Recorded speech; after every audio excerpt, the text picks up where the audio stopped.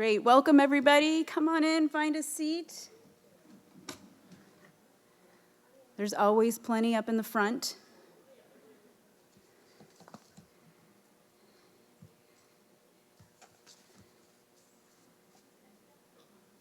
Well, we are going to get started because I know that after this is lunch, so don't want to keep you all waiting too long. We will have boxed lunches for everyone out there, so you're welcome to stay here and enjoy them and continue networking or bring it with you. Bring a couple of them with you if you would like. Great. Come on in. Plenty of seats up here in the front.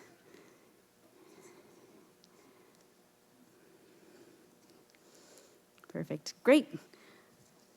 Well, I'm going to get started. So for those of you who just joined us today, I'm Heather Navarro. I'm the director of the Midwest Climate Collaborative, and so excited that you all are here with us this week. I would also like to recognize a couple of other folks from the collaborative who have just done a tremendous amount of work to put on this event this week. And so that is Kevin Hahn, who's our program and operations manager, as well as Marcia McIntyre, who's been our event coordinator for this whole week. So let's give them a round of applause.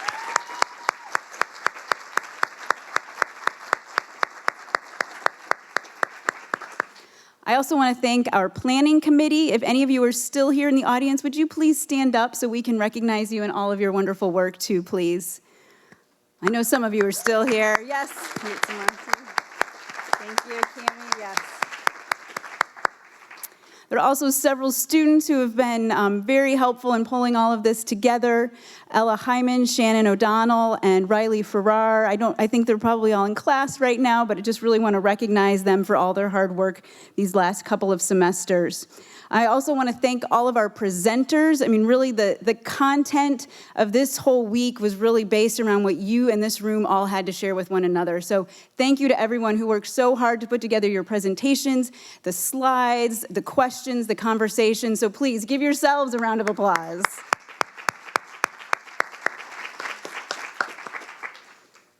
I also want to thank a few folks here at WashU who are the reason that I am here, and they have been my internal advising team, and that is Professor David Fike, who's the head of the International Center for Energy, Environment, and Sustainability, INSEAS, Phil Valco, the Vice Chancellor of Sustainability here at WashU, and Professor Beth Martin, who leads up WashU's climate change program. So thank you to the three of them as well, and if you're here, please stand up.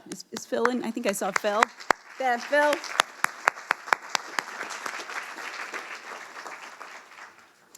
And I also would like to thank our presenting sponsor, Millipore Sigma. They have been a big source of support, not just for this summit, but for the Midwest Climate Collaborative as well. So thank you to everyone from Millipore Sigma.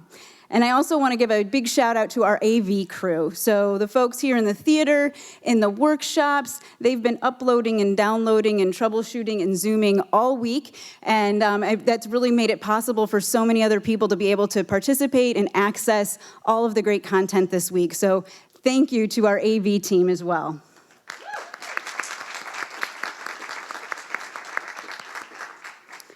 And I want to make sure everybody knows that the app, if you've been using the Whova app this week, it will be open and live for another few months, I believe through May. So please continue to use that to network with one another, follow up, share resources. It really, I think, enhances our opportunity to connect. So please continue to make use of that.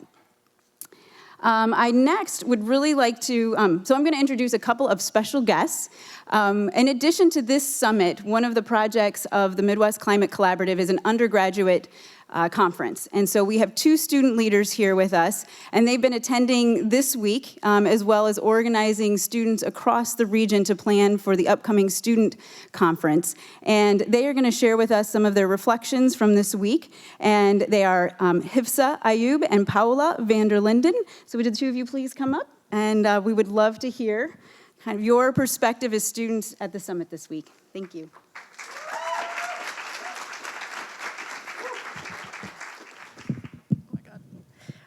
Thank you, Heather. So first and foremost, we just want to go ahead and give a thank you to Heather for creating this whole conference and really having it come together. It was amazing, and we really enjoyed the opportunity to network with a bunch of different professionals. Thank you to the MCC partners who helped make it accessible to students. So if we could just give a round of applause to Heather and the MCC partners.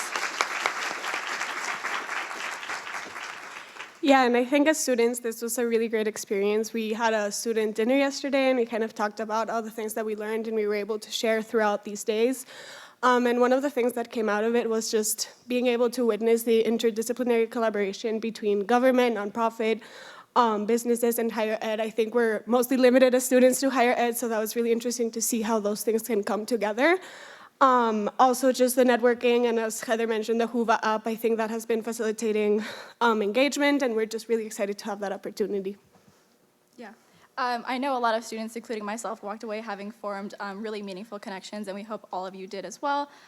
This was a really great opportunity to network, and we hope that we can continue to have these conversations in the future and allow students to learn from working professionals to help guide our careers as environmental advocates. So thank you. Thank you.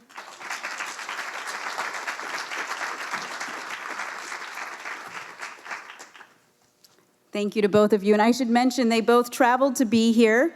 So Hifsa is a student at Ohio State, and Paula is a student at Case Western. So thank you again. I got that right. I didn't. Okay, good. So thank you. Well, so the big question on everyone's mind right now is, when do we eat lunch?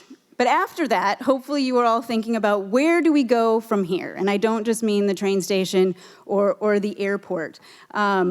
So what I'd like to do is welcome to the stage 3 amazing leaders working in the Midwest to coordinate networks of their own, of climate leaders. And so we're gonna have a conversation a little bit about, where do we go from here? How do these different networks interact with one another? So I'd like to welcome to the stage first Mayor Barbara Buffalo from Columbia, Missouri. She previously served as the city's first sustainability director, and she is a member of the board at the Urban Sustainability Directors Network. And Erica Flores, she's the program manager at REAMP, and she is here with us today from Kansas City. And Arlinda Bayrami, thank you, Arlinda Bayrami. She's a policy manager at MEA, the Midwest Energy Efficiency Alliance, and their full bios are in the app, so please feel free to check those out. We're really lucky to have the 3 of them here with us. And I'm gonna join you over here. Hey.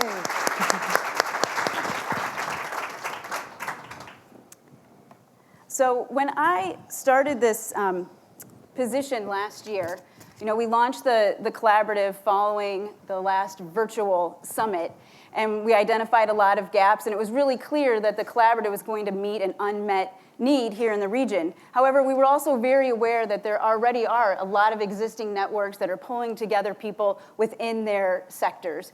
And so when I took this position, it was really important to me that we weren't simply convening people to talk about things they're already talking about in these other venues, and that we weren't going to be competing with a lot of these existing and very successful initiatives. And so I would get a lot of questions about, well, what is this collaborative? How are you different from MEA? What do you offer that's different from USDN, the Urban Sustainability Directors Network?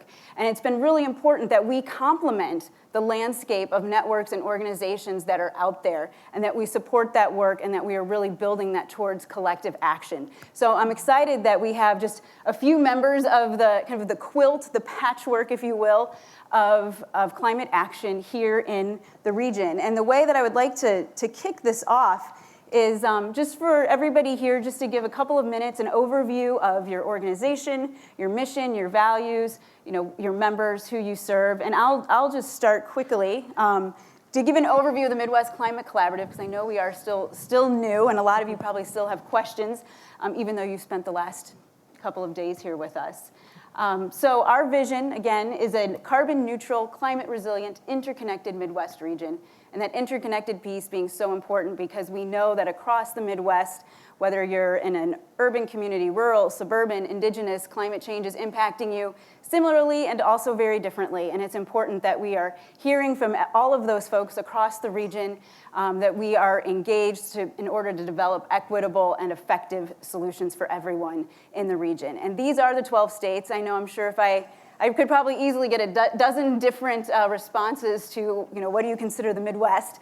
This is the U.S. Census Bureau designation of the Midwest, and we don't have the states' names on here, so just in case you need a refresher, that's North and South Dakota on the west. And we've got Nebraska and Kansas, Missouri, Illinois, Indiana, Ohio, and then all the way up Michigan, Wisconsin, Minnesota, and Iowa in there. I'm not going to go through all of these projects, but hopefully you've had a chance to explore the climate asset map this week. Maybe you heard about the climate research agenda with Abigail Adoromu-Amunu, who's the postdoc here with the Midwest Climate Collaborative. Also, the Educator Community of Practice has some upcoming sessions. You can find out about those online. And these projects all have working groups, and anyone is welcome to join these working groups, whether you're a member organization or not. And if you are interested in membership, please come talk to me. Our membership right now is up to I think there are just over 60 members on this slide. And it is a mix of higher ed institutions as well as local governments, industry and business, and nonprofits. And with that, I'm going to turn it over to Erica. Perfect, thank you. Advancing, all right. Getting used to the technology. I'm actually going to pop up, just feels a little more comfortable. It's lovely to be here with you all. I feel like I've gotten a chance to meet a number of youth over the last couple days. It's been great to meet you, but for those who I haven't met, my name is Erica Flores. I use she, her pronouns, and I work for the REAMP Network. A lot of people might be wondering, what is the REAMP Network? We're in St. Louis right now, and Missouri's technically not one of our states, and so I wanted to give just a little overview. I'm a very visual person, and so I wanted to just put a couple slides together to give people a better sense of what we are, what we do, all the things that we are involved with. So just to start, the mission of the REAMP Network is really to set collective strategy and to enable collaboration on climate solutions within the Midwest. And when we're talking about the Midwest, like Heather said, there's a number of different definitions. And so you'll see a map up there on the top right-hand corner. You'll notice that Nebraska, Indiana, and Missouri are not REAMP states currently, but there's no particular reason for that. REAMP was originally an upper Midwest region of networks and groups who came together. And so really, we just need some folks in Missouri to say, hey, we'd like to become members, and we've got at least a few of us who want to do it. There's no other real reason to not have those states represented. The other thing I just want to point out, we do have a motto, which is to think strategically and act collaboratively, and you'll see that in that lower left-hand corner. We say that all the time, and it's because we think it's really important to think very strategically about what moves we're making as a Midwest region so that we're able to enact the most impact. And on top of that, we want to make sure we're working with everybody. We want everybody at the table, especially those who are most impacted by the changes that we're seeing that we've talked about over the last couple days. We also have 5 main areas of work that we are currently set to work in. This changes every few years, but historically we've worked a lot in the power sector, and that has changed in recent years. So as of right now, our priorities are agriculture and food systems, buildings and energy efficiency, to look at energy democracy or locally owned and benefiting from those local energy systems, looking at integrated voter engagement, which is a bit of a clunky term, I often say. What we mean by that is changing who is making decisions, whether it's the Department of Transportation, whether it's USDA, whether it's who's sitting on the PUC, the Public Utility Commission Board. There's a lot of different ways we can influence that, and it's not just elections. And the final item is transportation, and for that we're mostly focused on transit and lessening the need for a personal vehicle to actually get around. One of the other things I wanted to mention is we have a distinct way of working. We've got about 140 groups, and we do these things called the 3 Cs. This is our bread and butter. We want to connect people to each other, we want to co-create strategy, and we also want to build capacity so that people are actually able to implement that strategy we're setting. And this is all to ultimately reach our North Star goal, which is to equitably eliminate greenhouse gas emissions in the Midwest by 2050.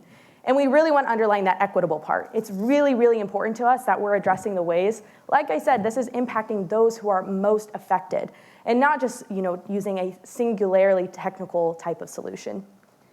And with that, I just wanted to throw in one systems exercise, because at REAMP, think strategically, act collaboratively, we do a whole lot of systems approaches, systems thinking approaches, and we do a whole lot of exercises. We have a whole academy every year where we teach our members to use systems thinking's exercises and to utilize these materials so that we can view the entire picture. So this is an iceberg model. We see the top, what is happening? This is the data that people are talking about. We need to collect data, right? We need to understand how pollution is affecting people. We need to understand who it's affecting. Those are all the events we're seeing happening. But it's not just those things that are on the top of the iceberg. There's all of these things that are underneath, the patterns of behavior, the system structure, the mental models that contribute to those things that we're seeing. We see this with racism, right? Historical racism in many of the departments that currently put out environmental programs. We see this in a whole lot of different ways, but we could use this iceberg map and we could go through each of our strategic priorities. We could go through even subsets of those strategic priorities, and we could figure out what's really causing these issues and what we need to do to ultimately address them. And so we think that as a Midwest, it's really important that we think strategically and that we use this type of model to not just look at any singular issue or work in silos. So that's a little bit about REAMP. If you have questions, feel free to answer, or I guess ask them later. Thank you.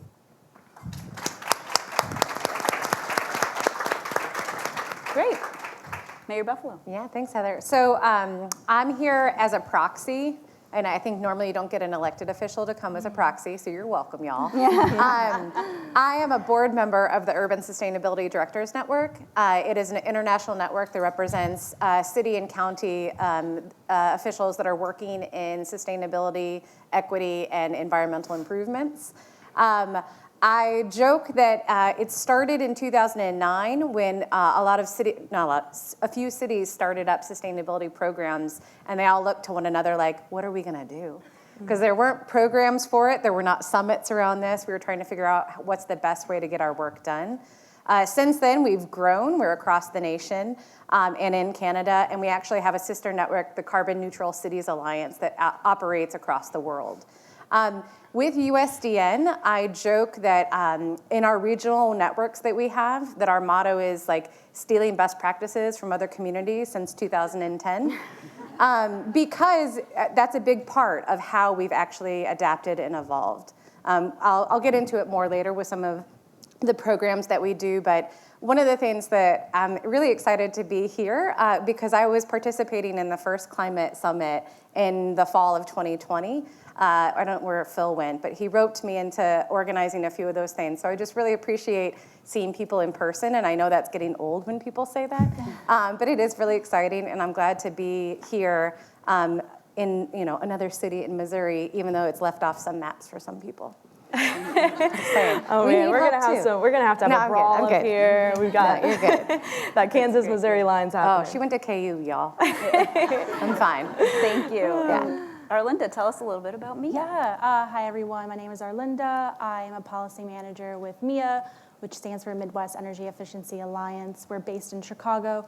We do cover 13 Midwest states, and like Heather said, that can be debatable what's considered the Midwest, but it goes from the Dakotas all the way to Kentucky and Ohio, and we do some work also in West Virginia and Alaska as well.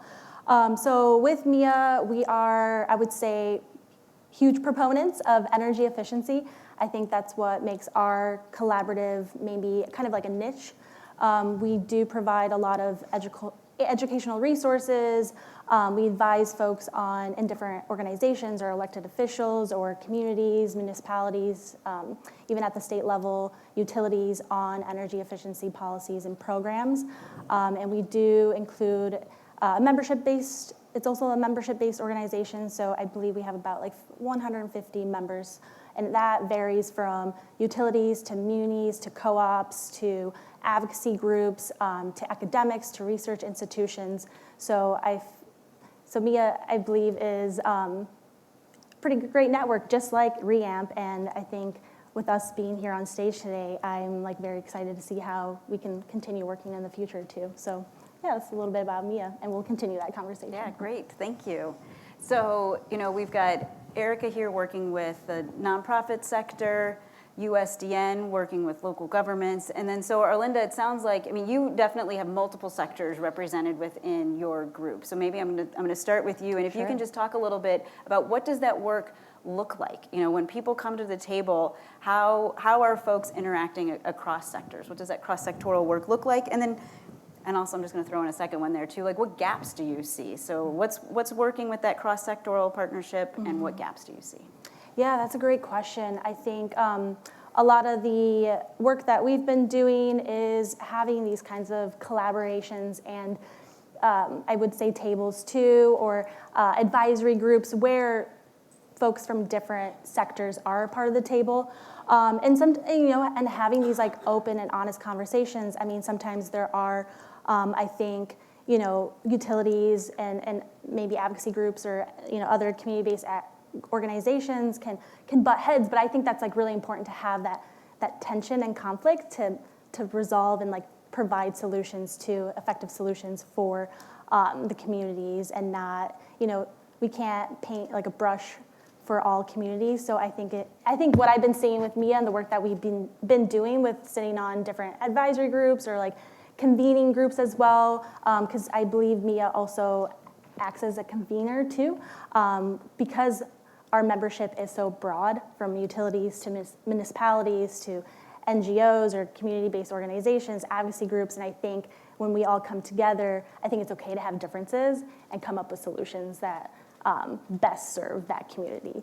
And I think it's great to hold utilities accountable as well, and to work with them too. So, and I think the gaps, what we've been seeing too, some of the gaps are how to continue to include energy efficiency in our clean energy goals and our climate action goals, not just at the federal level, but at the state level, at the municipal level too.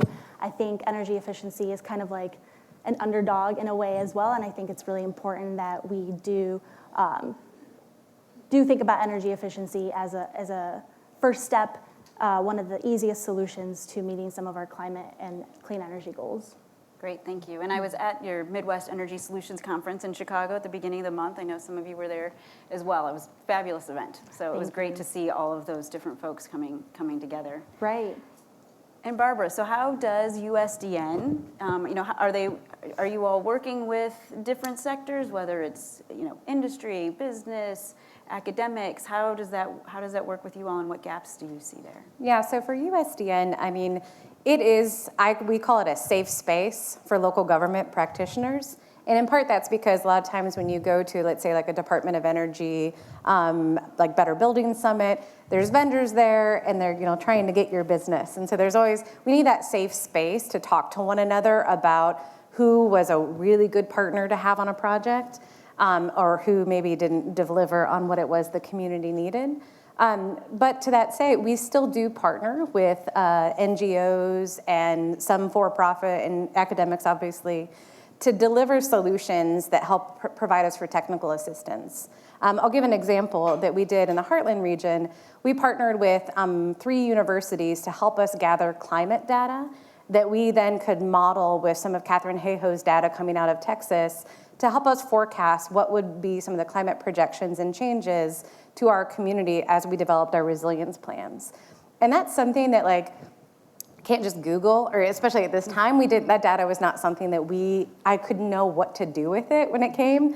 I talked to oh gosh, what's his name? I can't remember what his title is, but basically the person in charge of all the weather stations from Missouri.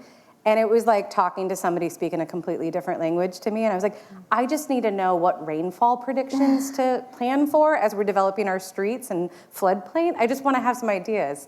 And so by partnering with kind of like an intermediary of the academics, they're able to take that data and put it into plain speak for me as I developed our vulnerability assessments. And so those are some of the great partnerships that we have because, the university, they're based in Columbia. They obviously have their heart into, they want their university to survive, but we needed to figure out how to do that. So that was one of the great partnerships that we did. When you talk about silos, one of the biggest silos that we see is the relationship and communication around economic development and sustainability or climate action, especially when related to thinking about frontline communities. So when we're talking about, okay, you left Missouri off the state. I'm not meaning to rag on this, but I was just in Jefferson. By the way, I live in Missouri. I live on the Missouri side. I'm just kidding. Well, no, I was just in Jefferson City at our state capitol meeting with legislators. And I just think sometimes there's decisions being made that is actually shooting Missouri in the foot for progress for some of these climate action. I think about the green jobs economy and just how we're missing out on some of these by maybe not being the most welcoming of states. And so that gap between economic development and opportunities in climate action really needs to be strengthened and not be bipartisan, not in this side versus that. we really need that gap there. And then the other one I was going to say was that for me, as an elected official, it's also getting that sort of unbiased information. Like, I'm happy we participated with the Most Policy Fellows that are looking at getting scientific data to decision makers, and I need more of that, and more of my peers need that as well. So, yeah. Great, thank you. Wonderful examples. And Erica, yeah, to you. So as a network of nonprofits, where do you see opportunities across sectors to collaborate? Yeah, it's a really great question. I have to say, REAMP is a network of mostly nonprofits, some philanthropic organizations, but even within our vantage point, we see some of these opportunities to collaborate. We held this big convening, translating across boundaries with some academic institutions to work with, how can we bring these grassroots groups with nonprofits group and better understand this data and this research that's available. So that's one, clear partnership that we see. But we also understand there's this common framework that we use called the 4 R's, like the letter R. And it stands for, number one, to resist. So this is where we think about people who are working against the system. They're working to make sure that they are advocating for the needs of people and working against the system that we're currently in. And then we also have people who are reforming, with another letter R, right? Reform. So to work within the system, to work with utilities, to make sure that we're getting the most energy efficiency as possible to the people who need it most. We see people who are recreating. That's a whole visionary tale, right? We want to see more municipally owned utilities. We want to see co-ops. I'm using a lot of energy examples. I know that there are people in the crowd who focus on transportation or ag or something else. But all to say, these 3 are all important. They all play a role in what we're doing and making sure that we're not only creating these actual concrete, tangible benefits for people right now, but also planning for a future and making sure that we are having a visionary future and we're changing the way the current structure works. And the 4th R is just to relate. What is our relation to one another in different sectors, in different areas of this work? How do we relate to one another? What does that mean? What do these connections do? And ultimately, it all comes back to relationships, right? We've all come to this convening. We've hopefully walked out with some stronger relationships with people who maybe do very different work than us. And I think that helps to bond us, to help work across some of these lines that we currently see. And so I think that's to speak to some of the ways we can work across sectors is those 4 R's, understanding that each of us has a distinct role to play. And even within REAMP, we have members who are doing one of those things. Say they're working in the resist category, and they're like, I don't want to talk to people who are doing another reforming or something like that. It's very common to see that. But the truth is, to provide these concrete benefits, we have to have a number of avenues in which we're working to address climate change. And some of the gaps that I see across sectors, but even within REAMP, obviously the siloing of different areas of work is a really big one. But a second one is sometimes we have this debate about technology, right? People push all this technology. They say, here's the advancements. Here's how we're going to do this. This is how we're going to solve climate change. But you have to step back and see the whole picture. You have to understand how this is going to impact people. And that's where REAMP really does a lot of that systems work, to understand the full, broad picture of how all of these things intersect. When we talk about social justice issues, when we talk about historical racism, when we talk, current day racism even, right? This gap between this technological, very, techie, advanced, very complicated language bridged with the communities who are actually facing these issues firsthand, we have to bridge that gap, and we have to understand, even within our different sectors, how we can make sure that we're moving forward to benefit the most people, especially the people who need it most. Thank you. And that tees up right for the next question, and I'm going to start with you, Barbara. In terms of how we can collaborate as a region to center equity and justice in this work. And I know for local governments, not just local governments, but many of us are thinking about how we're going to be applying the Justice 40 principles to some of the federal funding packages. So that might be something you want to touch on. But yeah, just how do you see that we can be collaborating more as a region to center equity and justice? Yeah. So I'll say for USDN, they understand that equity has to be the center of every decision that we do. So we have equity foundations that we train both our members and our staff on, so that they understand the historical racism and what structural racism has done to, and how government is basically founded on it. Which had the first time some of the people heard that, it was like, And you're like, oh yeah, did you not know? Awkward. So then once we get past the uncomfortable part, we do a lot for, at least within USDN, to understand that we also need to help build the bench of future leaders and future sustainability, to understand that we need to build the bench to help create more opportunities for communities of color to participate in these. So we have obviously an ADI fellowship that we do where we partner with people to come and work in our offices so that you can get more stuff done and get more experience with working in local government, which a lot of them don't stay in local government. And I was like, yeah, I understand that, because that's not always the best place. But with that, in our Equity Leader program, we understand the need for working on this. And so for some of the Justice 40 projects, I'm really excited because actually there's a lot of former USDNers that are now working in that office. Great. So I think they understand the local government and how to connect to get some of the work done. For us, it's also about giving resources to our community programs, so probably a lot of your members. So giving resources to the community groups that are working to connect climate action with the equity work and in our communities. And so we've actually started up a new kind of partnership. So while USDN is focused on local government practitioners, we're opening up aspects to it so that then our local community groups that are working in that space can partner with our office, can partner with the sustainability office in that community and help fund some of the projects that are working on this. For us in Columbia, one of those was working on for local food access and understanding how could we partner with one of our local urban ags to get more basically front yard gardens out within our community. And so understanding, meeting where people are and what is important to them.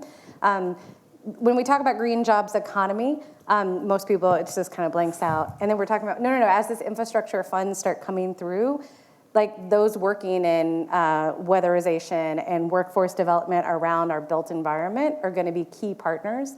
And so helping kind of build that bench as well as the people to actually get that funding and do those work is something that's going to help us achieve our greenhouse gas emission reduction goals.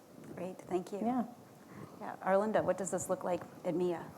Yeah, I think that's a really great question. When I think of DEIA or equity, I think of internally what organizations are doing internally with their own structure or staff or events that they host. And so I know at MIA, we are doing some internal, I don't like the word auditing, but it is kind of like an audit of just understanding, what are we doing in terms of diversity, inclusion, equity, et cetera.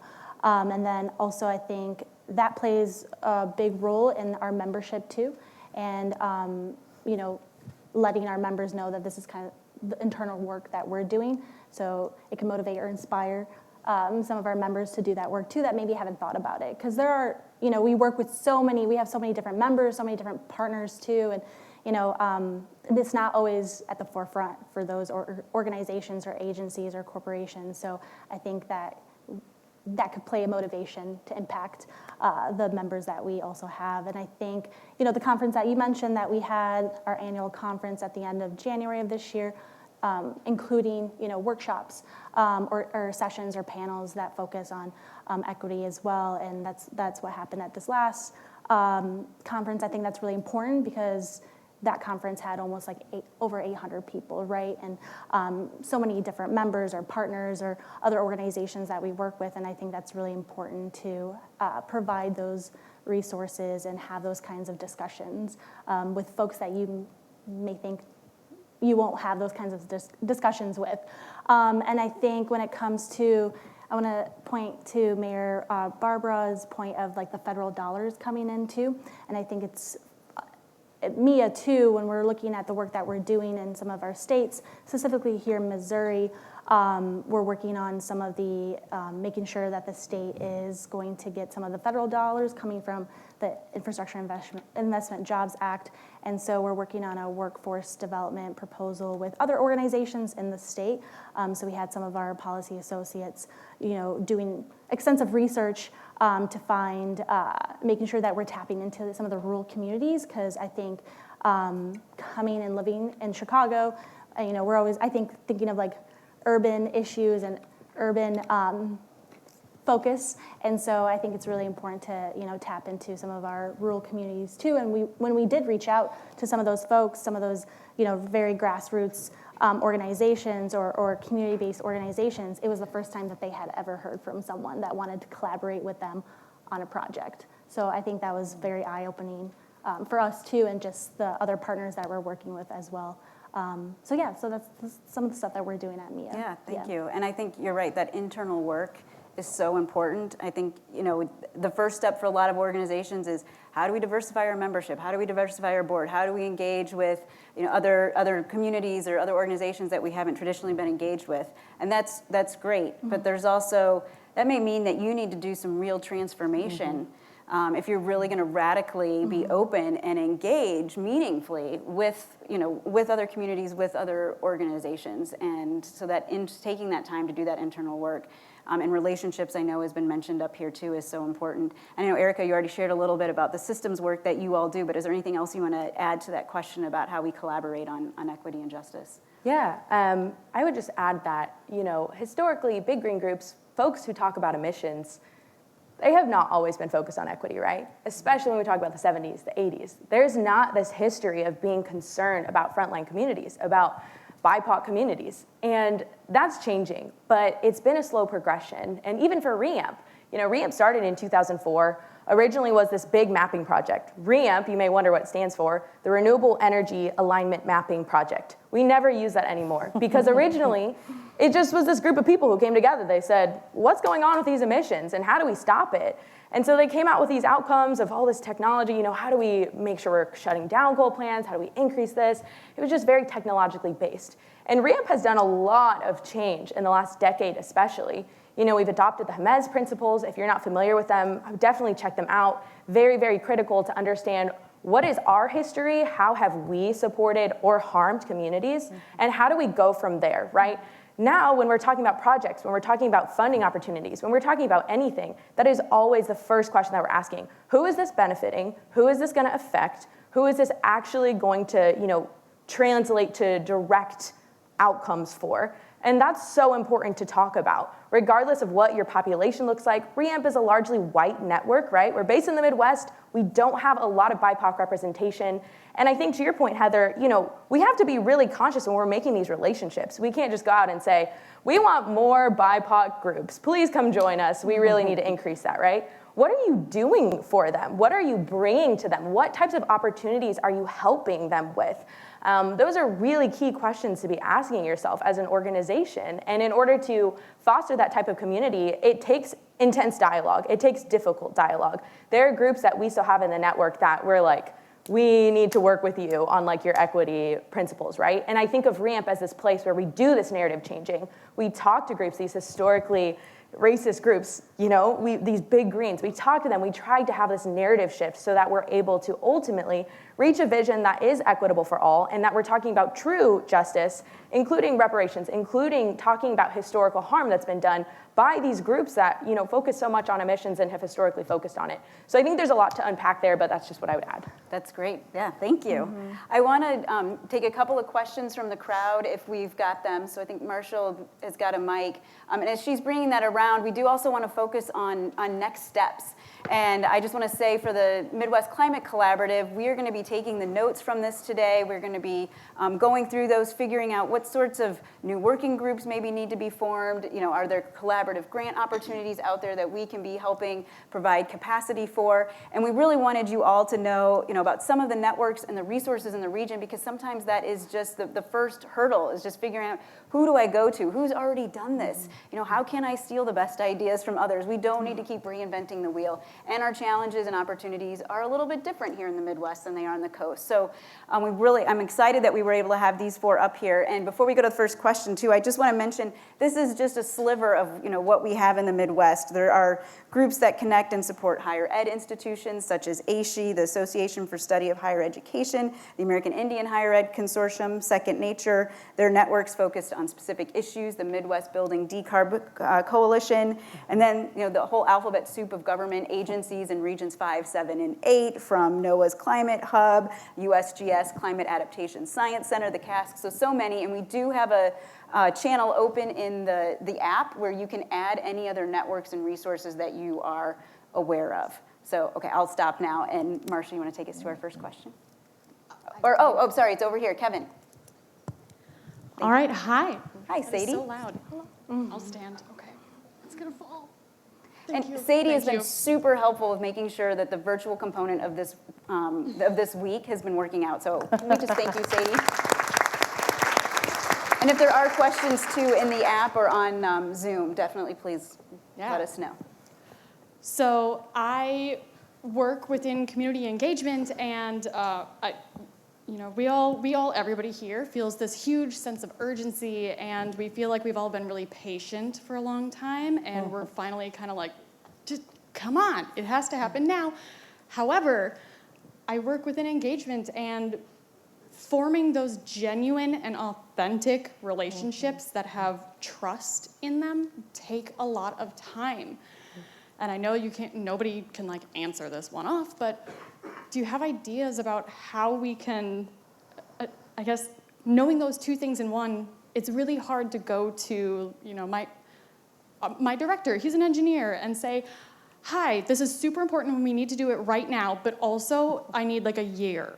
So like how do we balance those two things? How do we share that with others so they understand it? What do we do? Thank you. That's a great question. Who would like to take that first? I'm happy to jump in. At REAMP, we prioritize relationships it's like our number one thing. Right. And the thing is, relationships just take time. Yeah. And the best thing that we can do is to understand when we're working with communities, there are leaders in this community already. And we have to make sure, number one, that we're not being exploitive, right? We're not just going in saying, who are your leaders? Okay, I'd like to talk to them so that we can get this thing done.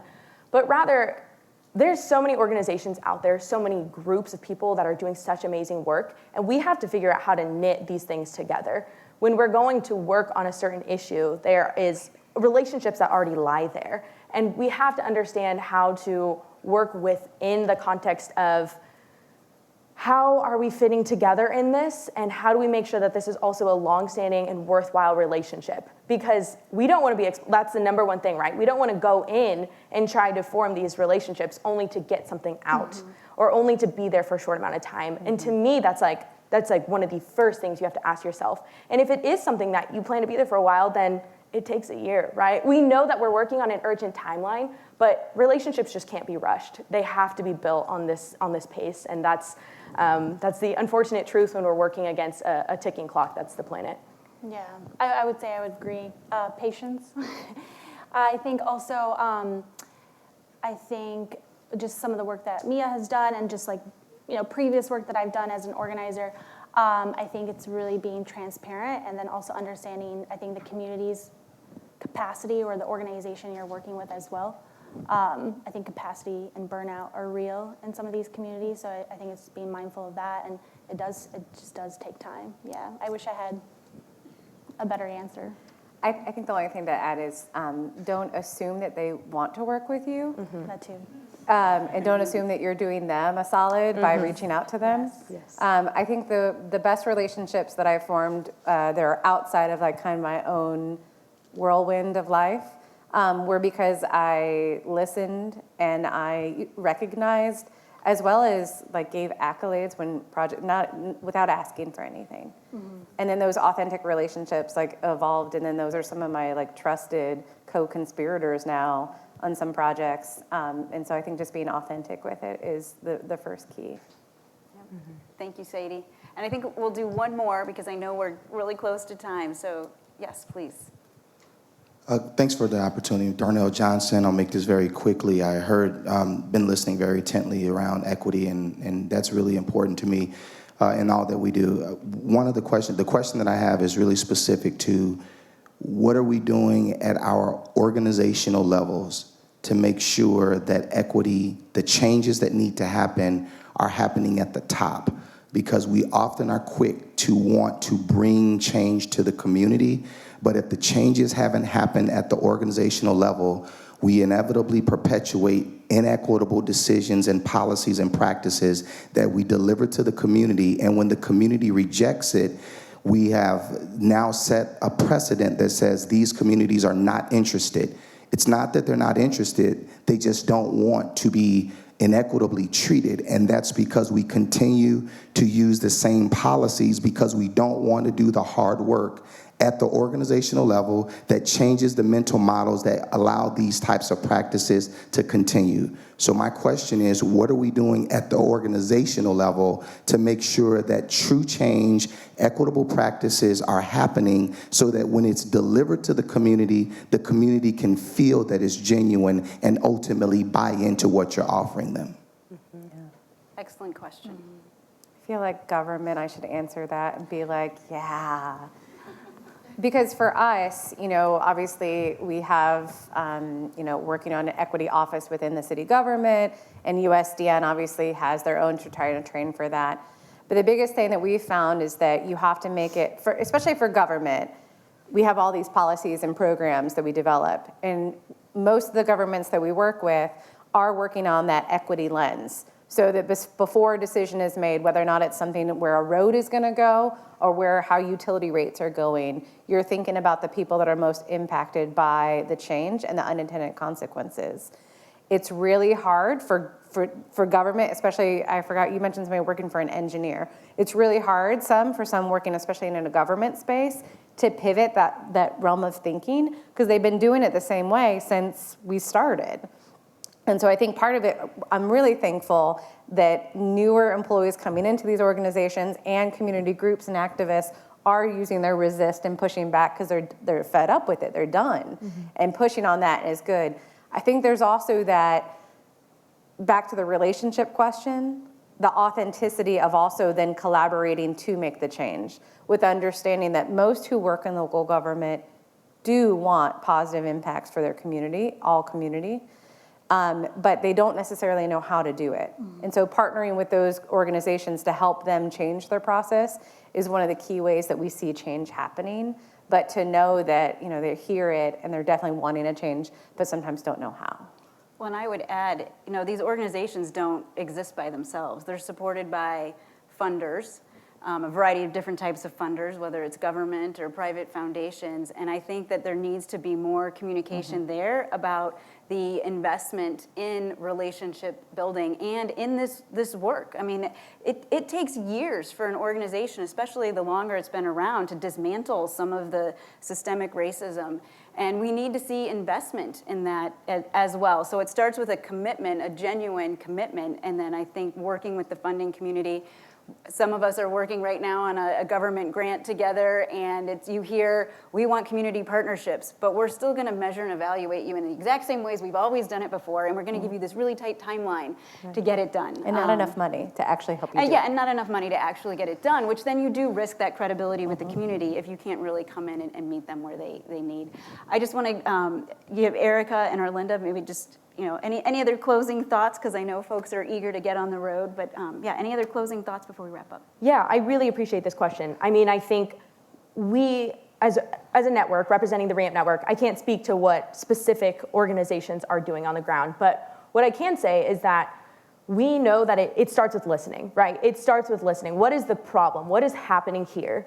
And from there's a level of necessary education that has to happen to help people understand, okay, this is the problem that you're seeing. Your utility bill is super high. Why is that happening? Okay, here's the reasons why it's happening. And then giving them the tools, giving them the power to actually go and do the action that's necessary.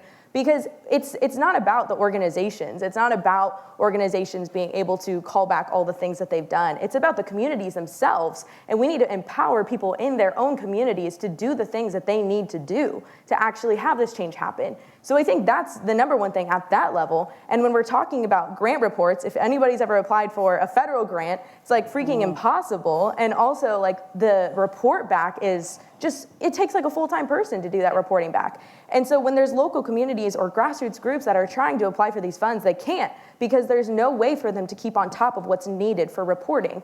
And so, I mean, at REAP, we've tried to change our practices of what we require for people, even our members, our organizations. We take verbal reports, we take verbal applications. We will sit on the phone and we'll type it out for you. If that's something that's a barrier, right? We want to make sure that you have access to what you need. And we don't want something that's as simple as reporting to be the reason why you're not having this direct impact in your own community and in your own city, right? So all to say, I think that there's a long road ahead of us in changing these, and the only way that we can do it is to talk about it more and more and more. How are organizations changing their processes for giving out grants, for re-granting? Who are those going to? Are they going to the direct organization, the community organization, or is it being funneled through multiple organizations? And also just, we need to listen. Listening is the very starting step. Thank you. And so, Arlinda, some final words just in terms of as we go forward from here. Yeah, I mean, that's a great question. And just like Erica said too, I think listening is really important. And I hope you all take that with you too. Because even just the work that Mia does and a lot of the advisory groups or collaboratives that we participate in or that we even facilitate, I think listening is a very key component. And I've been enjoying listening to you both too because I've been learning a lot too. And I mentioned this a little bit earlier, but it's internal work too, internally within yourself and the organization you work for as well, I think, to make real impact and change. Yeah. Absolutely. Thank you. Well, thank you to all of you for being here with us. Thank you. So appreciate it. Very quickly, we're way over time. The last thing I want to say is that we are a Midwest collective, right? The Midwest, there is so much potential here. We know there's a history of so much fossil fuel usage, so we are so behind in energy efficiency. Agriculture emissions account for so much of the work we have to do. And so I just want to leave people with the feeling that, yes, there's a lot of work cut out for us, but we also hold so much opportunity in this space and in the groups that are here. There's so much work to be done, but I know that the Midwest, we have so many driven individuals, so many intelligent individuals, that we can do it. We just have to come together. So I just wanted to end on that. That's perfect. Thank you.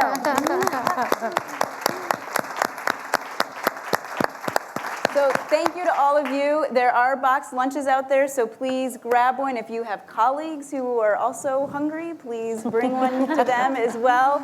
Safe travels home. We will be in touch. Thank you, everyone.